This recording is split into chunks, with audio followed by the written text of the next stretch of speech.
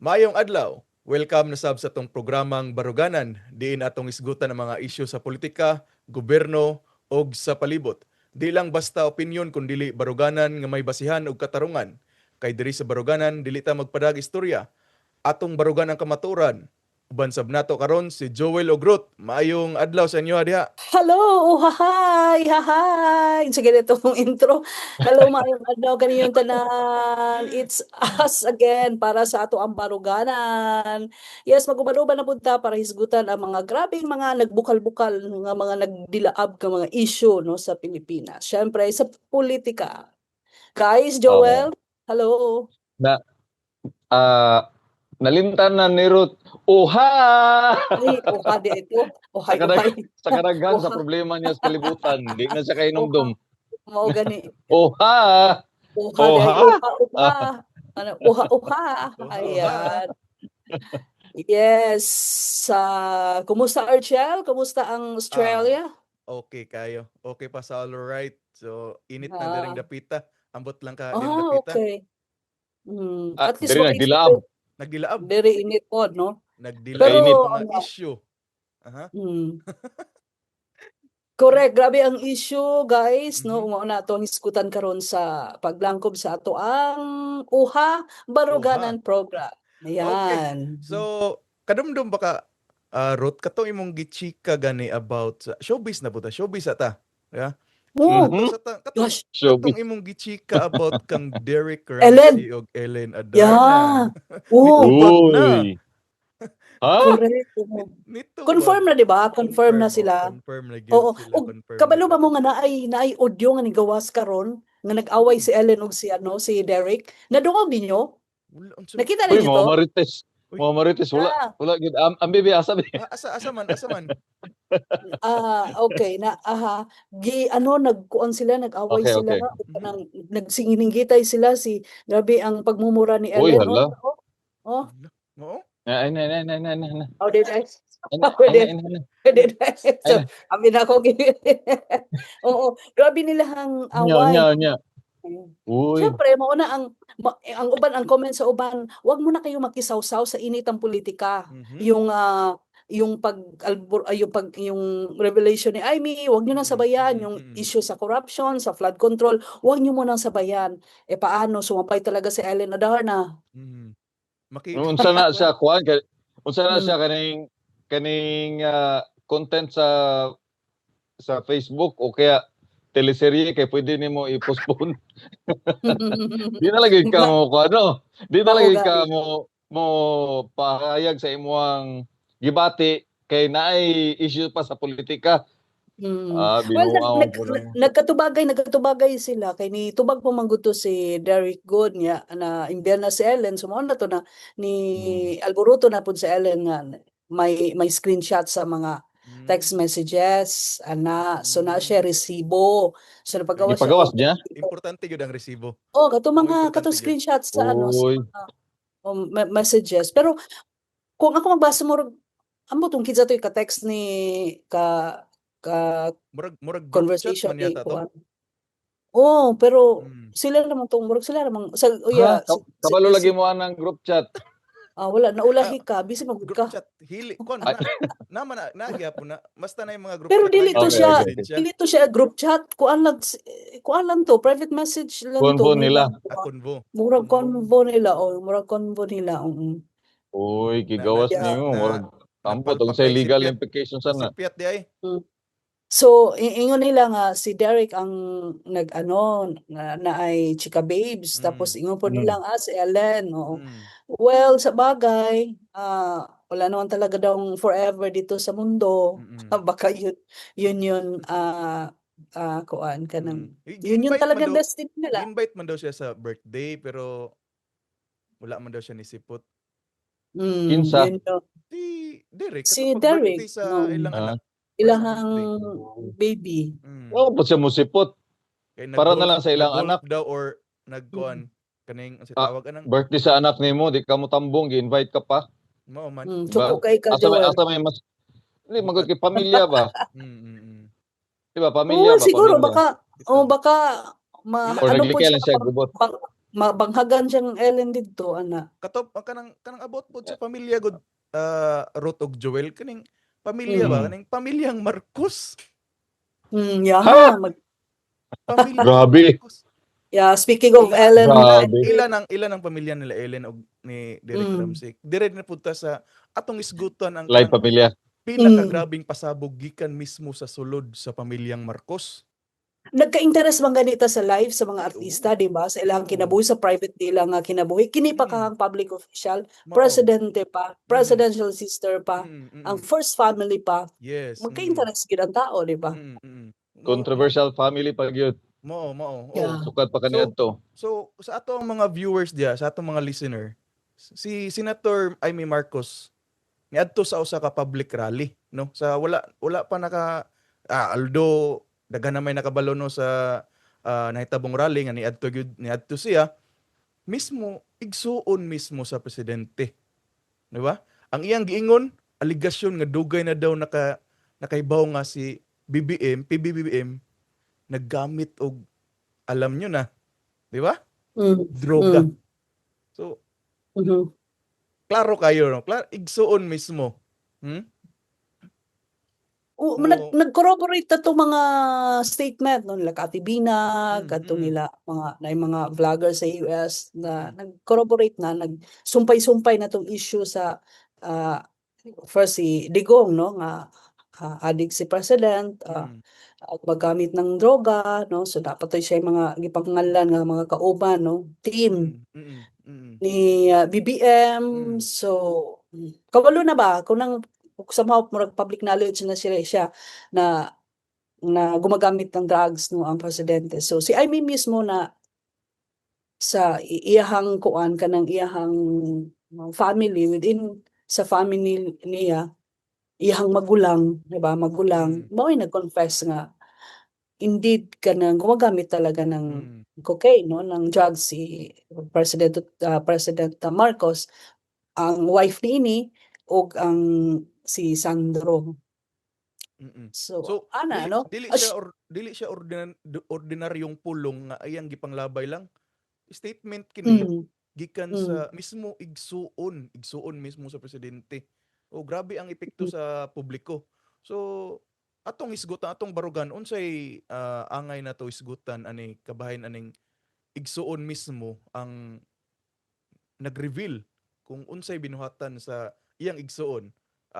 Tagaan ta mo og mga 2 minutos. Taas ra na. Sige. Go, so pila. Stricto ani nga para yung Stricto kayo. Grabe time break man timer. 2 minutes na ta. Sige, go ahead. Unahon sa nato si Ruth. Go ahead, Ruth.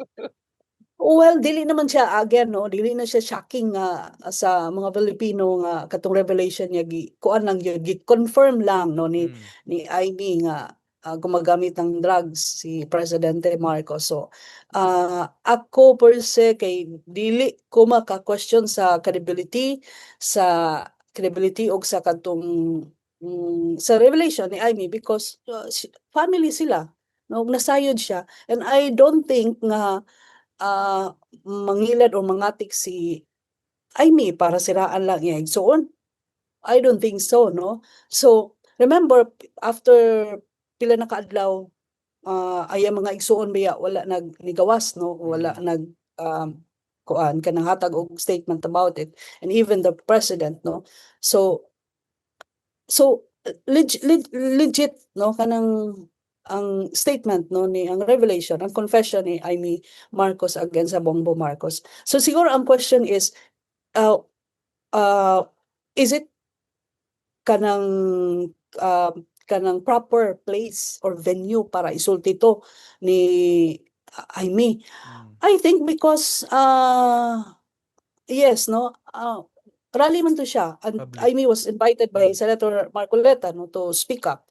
And siguro ang shocking dito is wala nag-expect ang INC nga mao to ang iyahang i-reveal, mao to ang iyahang kining ipahayag no sa during sa kining rally. So shocked shock ang all sa iyahang revelation nga iya lang gi-confirm. So parang confirmation ang iyahang gihimo. ang iyahang ingon nga uli ta magpagamot no, ayusin ang sistema sa sarili, tarungon ang life, wa man pud siya niingon didto nga kanang resign ka para ingon naman siya nga ah, Bawal man daw sa oo, briefing nila dito sa bawal kuan. nga Oo. manawagan ta og resignation Bawal dito ang sa ilahang kondisyon anti-science. sa Arali Mm, is before sila walang ma-speech daw bawal gyud ka moingon nga mm, BBM resign. Oh. resign, So gipasumbingin niya sumbingay. oh, sa lahi nga kanang pulong nga uli na ta Mm. nanghangyo siya So uli na ta, oo. igsuon Yeah, ate. na magpagamot no, Mm. magpakuan kanang ayusin ang sistema na sa sarili. Which is right no. Pod as ate kay ingon ba po niya, ang tao ingon nganong dito di man to proper. Remember 3 years na sila walay communication. Yes. Since sa katong campaign no, sa during sa campaign. So after Presidente. ato wala na sila communication. Because accordingly, tungod kay sa iyang wife no, si Liza Marcos. Daghan ni react no sa syempre expected to nga na reaction the part sa kampo ni BBM no. Pero naka-gain pud og support si Amy Marcos no sa katong iyahang confession nga gihimo against sa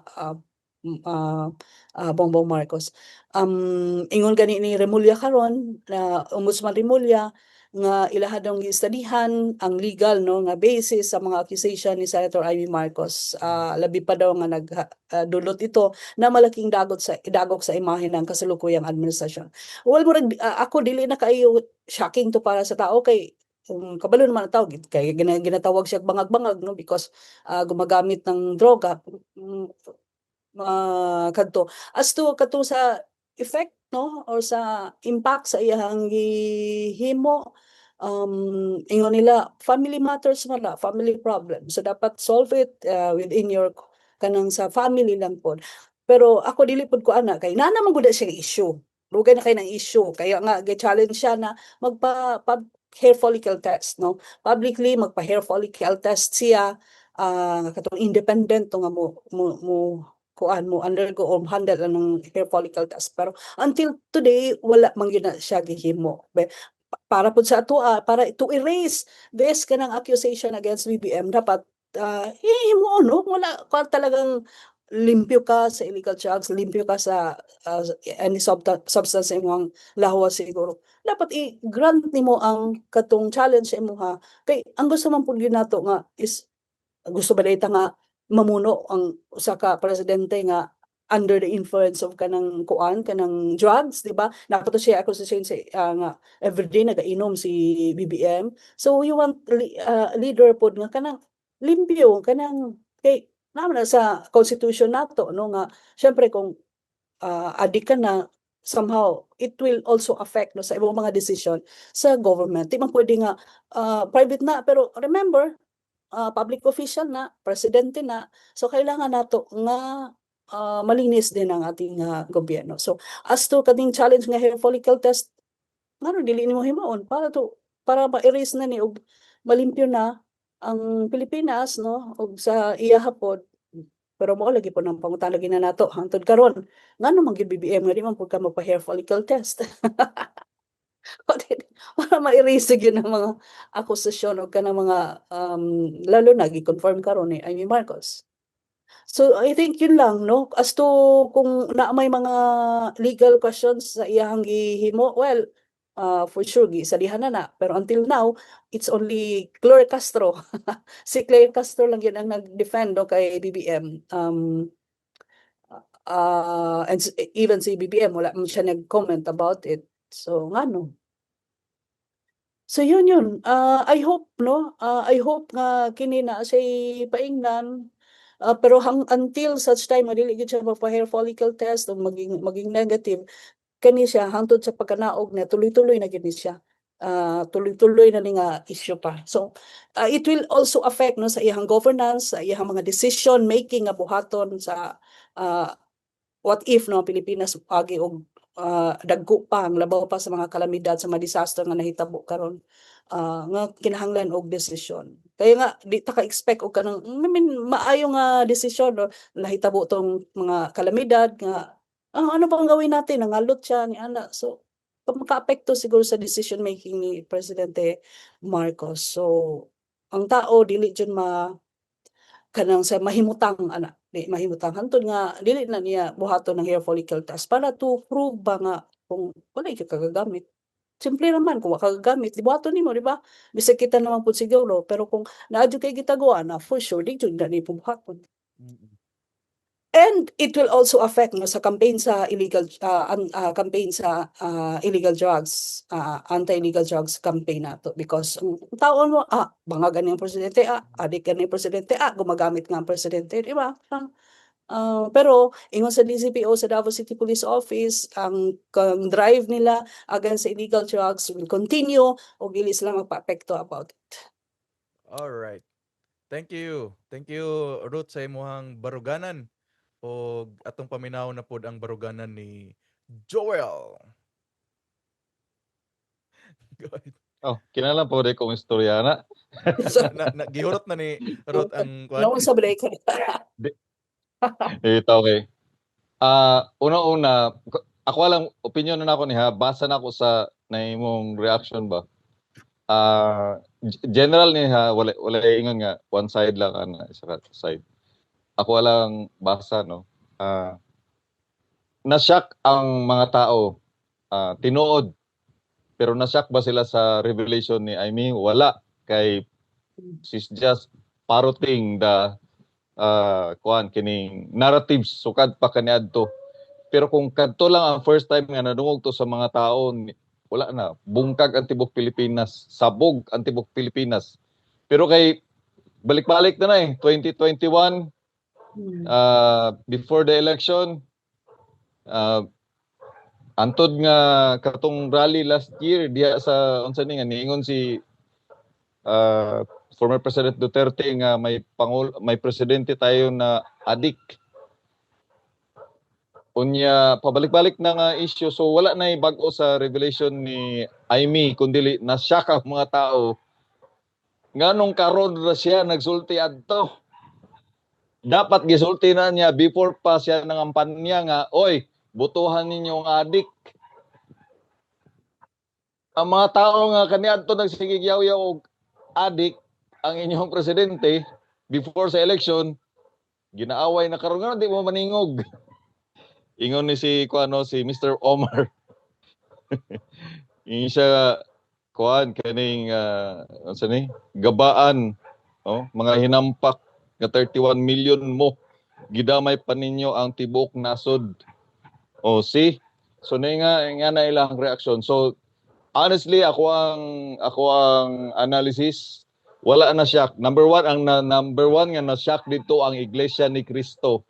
Kaya wa sila mag-expect nga ingon natuhon ni Amy gamiton niya sa ang platform nga gihatag sa Iglesia ni Cristo para sa iyahang bombshell ang iyang gitira ang iyang pamilya tungod kay di na siya kaduol sa iyang igsuon no mo man to iyang rason nga ngano ingadto naghinanakit siya nga wala na siya kakita sa iyang igsuon no siya kaning typical siya murag naay rivalry sa ilang sulod sa ilang pamilya gusto siya siguro nga siya magpresidente wa ta kabalo no o kaya gusto niya vice president siya who knows kung saang motive ni Amy Marcos. Ang question lang nganong karon lang gibudol nimo ang mga tao nga ingon ana. Pero kung ingon mo ang na-shock dito number one na Iglesia ni Cristo, ang implications gipatanggal sa Iglesia ni Cristo mga video no wala na makita tungod sa gibuhat ni Amy Marcos. Naundang ang rally tungod ni Amy Marcos nga dapat unta 3 days. Grabe ang but anyway, taas ko og respeto no gidaig na ako ang Iglesia ni Cristo kay nibarog sila sa ilahang baruganan nga baruganan gamit baruganan sa Iglesia ni Cristo nga ang ilaha is panawagan nila transparency o accountability for a better democracy ana siya. So I salute ta Iglesia ni Cristo no gilikayan nila nga masagulan sila well tama na siya. May baruganan ng Iglesia ni Cristo. Salamat sa inyong ingana nga mas napukaw ang mga Pilipino. Pero on the other side, na naman ni nga unsa ni nga giunay na ka mismo sa imong igsuon. Why not nga kadto palandan pagkaugmog ako ang presidente ato ay mo day kong gihagit ha. Sige, ratsadahon na to gikan sa drug testing center gikan sa Lawag padulong sa Davao, balik sa Manila, magpa-drug test ko. No. Para isagpa na ko sa inyo ang kuan, para isagpa na ko sa inyo ang resulta. O, di ba? So kaya nga kung ingana ang presidente nato nga baliwalaon lang niya ang mga batikos sa iyaha, murag kanadto man ang unsa ni kanang style bitaw, elite ra kayo nga style. Nga I will not stoop down to your level. No sir, dili na mao. Ang gusto namo i-prove nimo nga mali ang mga nag-akusa sa imuha. Di ba? Mali siya. Ingnon nimo ug ako ay presidente Marcos. Ingnon ako ay mi dali ubad ta magsabay ta magpa-drug test. Tanaw na to kinsay adik sa tuang duha. Di ba? So isa na sa mga paagi sa i-prove nimo nga mali na siya ang mga allegations sa imuha nga drug addiction. Well, sabagay na off kay si ang dito kaya ang panawagan dito is about man sa corruption, dili man siya sa drug addiction. Pero at least na unsa ni nga sulod sa ilang pamilya na rift between Aimee and Bongbong, nagailugay sila kisay mas hawod sa ilang duha. So kani siya kining ginatutukan po ni sa mga Pilipino nga mura bag teleserye gihapon siya. Pero sa allegation sa graft and corruption, labi na sa unsa ni, I think tinuod nga na-achieve sa Iglesia ni Cristo gusto nilang ma-achieve. There were movements na turnover nga nahitabo. So I think kwan to siya no, part to siya sa process nga karabang convincing power, gamiton ko na lang ang mild nga term, convincing power sa usa ka dako nga organisasyon nga nagpakita og puwersa nga hey, kinahanglan nato nga uyugon ang atuang gobyerno para naay managot, no? Hagit na ako sa November 30, no? O kabalo kung gamay lang mo or mas daghan mo. Ang ako alang is butangin yung focus. Kada bang natay mga demand. Number one, ako matag ko sa akong demand. I will join the rally sa November 30 kung no? Naiklaro ba? Isa demand na ako ug ako kinahanglan transparency ipatuman. Open to the public, naka-live stream ang tanan investigation gikan sa ICI, Ombudsman, Department of Justice, even sa trial sa kaso dapat naka-live stream siya para makita namo nga mga ordinaryong Pilipino kung unsay nagakaitabo sa mga kaso. Ikaduha, sa case sa mga ghost projects, my God, ayaw na ninyo padugayan ng trial din na summary hearing na ang himua because ghost naman na siya. Wa na tay dapat i-prove pa din na. Nanay agi na og kwan kanang preliminary investigation. Naanay investigation ang DOJ, naanay investigation ang Senado. So sa pa may atong gihulat ug ako'y husgado ana unsa man ni Diskaya tinuod ning ghost project sa Davao Occidental o dili. Pag maingon siya dili, adto ang Davao Occidental, ipakita sa kuha kung naaba kay gimo nga kuan didto kining flood control project. Kung wa kay kapakita, diretso ka sa munti. Period. Kana lang. Then less than 1 month siguro nanay desisyon. Hulat-tulaton na to nagdugay. Kaya gani mahulat-tulaton mo na masens nga sa tao nga dugay kaayo because they are protecting somebody. So pero I doubt Yung nga kita, ano kay Daily kung na time, siya ana. wala na lang nato Dali ang naman. rules. Murabag Kanang pareha ng ICI Murag agi sa due nakalangan. process. Murag Pila munay pila nakalaan na yun. ka bulan, di ba? 3 ka bulan, 4 ka bulan na. Dapat dili ICI dapat ang iyo kung na task force sabay i-create Ang ana dapat ICI bago na sila. paspas Isa ka ang bulan pa kapin. investigation, paspas niya. Persecution dayon. Ano, sa dugaya, sige, investigate. Wala man gyapon sila power, up to investigation naman sila. Ila man gyapon na i-forward dito sa ombudsman. Mm. Okay. Ako So ba, ano, pero mo react sa kung gamay na atong balaod. ingon nga walay connection sa katong revelation ni Amy nga drug addiction. Ano kabalubi ka ang addict, unsa ang addict, pag wala ng pera mamaligya na, mangawat na, wala na. Gi-connect dito ni Amy dito na sa kaya may corruption, no? Kasi marong mga ganing anak nga bisyo. So mao na siya. Tama to na kanang until such time nga dili buhaton ni BBM ang kanang hair follicle test, no? Padayon nga mo demand ang Yes. tao, ang mga Filipino about it. And ang problema ana, grabe na ang impact, grabe na ang epekto, worldwide na ang epekto na news na ta worldwide, di ba? Ang Pilipinas, ang presidente drug addict, mga gumagamit ng droga, no? Mura kita rin siguro sa Pilipinas ana, no? Na yung mga issue nga na drug addict ang presidente sa Pilipinas. So sa economic Venezuela, economic o sa governance. Dili siya addict dito. Ang akusasyon ni Trump, ang presidente sa Venezuela, head sa drug cartel. Well, Duduan na sila.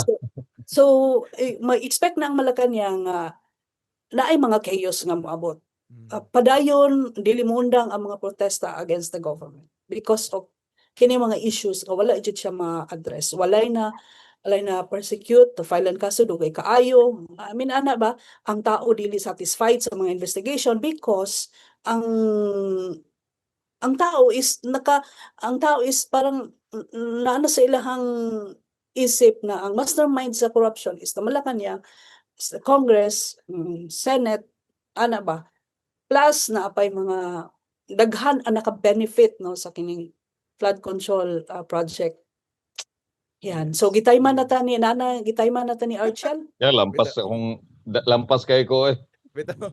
So Sorry ha. Diretso na nato ni. Sige. Diretso na to ni. Fights. Wrap up, Imo na.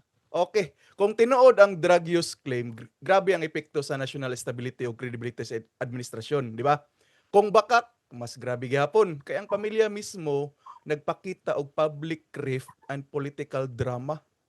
Ang Marcos family civil war naghatag on confusion og pagkahugno sa trust sa gobyerno. Ang katawhan bisan dili directly involved nagantos sa fallout sa internal conflict sa gahom. So bisan asa pa ang kamatuoran epekto sa publiko dako kaayo. Ang nasod naglisod sa pagsabot kung kinsa ang tinuod o kinsa ang bakak. So sa tanan mga viewers diya, unsam po inyong mga baruganan, palihog comment down below. O wala naman tayo igong panahon. Salamat sa inyong pagtanong. Salamat kayo Roth og Joel sa inyong mga baruganan hangtod sa sunod nga higayon. Dagang salamat. Napamoy ka istorya? Wala na. Uha. Wala na ko ikasulta. Wala ko ikasulti kay Yes. maminaw gid ko basta si Chel na mo istorya.